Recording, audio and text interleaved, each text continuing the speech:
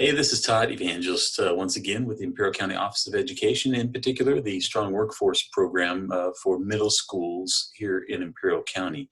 You're familiar with some of these videos. This is video number 4, episode number 4 in our distance learning for the Strong Workforce Program that is focusing in middle schools, as you know, with working with the curriculum of building a bridge to the future.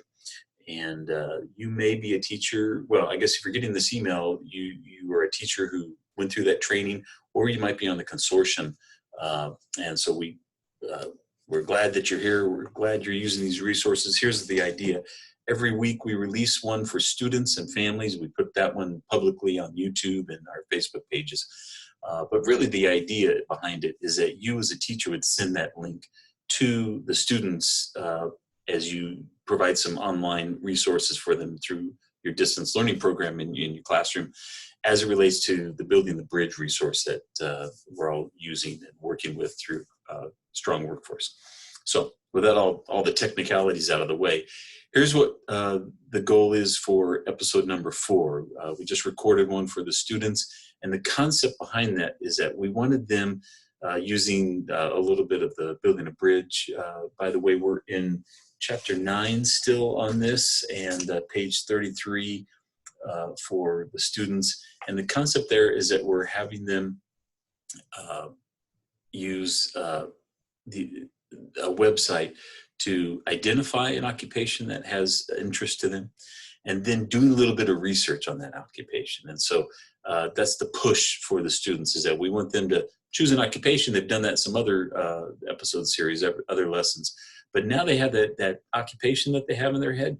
We want them to do a little bit of investigation about what type of skills that occupation requires, and the people who do that job and the occupation, then career successfully, what type of skills that they have. And then the big question is, then what type of ways can they learn those skills? What type of education do they need? What type of training do they need to be successful? So that's really the goal and the intent of today's lesson. So let me show you real quick the PowerPoint that we used with them, and then I'll share that web page once again. So let me share my screen with the PowerPoint. And this PowerPoint will make available to you. The email that alerted you to this video will include a link for this PowerPoint as well. So the first slide that we had, well, let me open it up here for you, start the show. So this is slide number 1. Slide number 2, we asked the kids, we reinforced Building a Bridge to your future. And then we introduced how we're going to do that today through this particular web site right here. We'll get to that in a sec. But the end goal is that we want them to, once they have an occupation in their head, determine the technical skills associated with that job, and then ways to learn that skill. Once again, this is all coming from page 133 in the student workbook manual, Building a Bridge. I gave them this quote from that from the workbook as well, and I think it's great. You have to understand how to move from the idea of a particular career or an occupation or a job to the reality of how to get the education and training to be successful in that career. I really emphasize that students have to have a plan, essentially an education plan for themselves, about how they're going to get that education and training to be successful. We are, during these distance learning series, using all of these resources. We're going to march through those throughout this series. We're on episode number 4, and we're down here at the Career Zone 1. We've been there last couple weeks, and that's where today's jump off was. And let me stop sharing my screen and go to the web page now. So if you remember in this web page, when you land on this web page, which is the cacareerzone.org, you can have the option to sign in. And before you do that, you may want to create an account. I really, really encourage you as a teacher to create an account, an educator account, which will give you an educator code. And that way you're able to have students report their work back to you. And you can make assignments. You can use it. It's a great website. You can use it at your discretion to its full extent, or simply to help students when they're going through it themselves. So we had students, we encouraged them to sign in, create an account. And so this is my student account. By the way, I have a student account, I have a teacher account. I just wanted to see what the students were looking like, what screens that they got. So I created a student account. And in my particular student account, let me move my little video up higher. In my particular school account, or student account, I had pre-populated all of this stuff because I've gone through the different video lessons in the past. Students may or may not have that. In the past couple, we've talked about discovering possibilities. Today, we dipped into exploring. This is industry sectors, but there's actually a couple things. There's 4 things that we touched on today: exploring industry sectors, exploring colleges, exploring occupations, and exploring fields of study.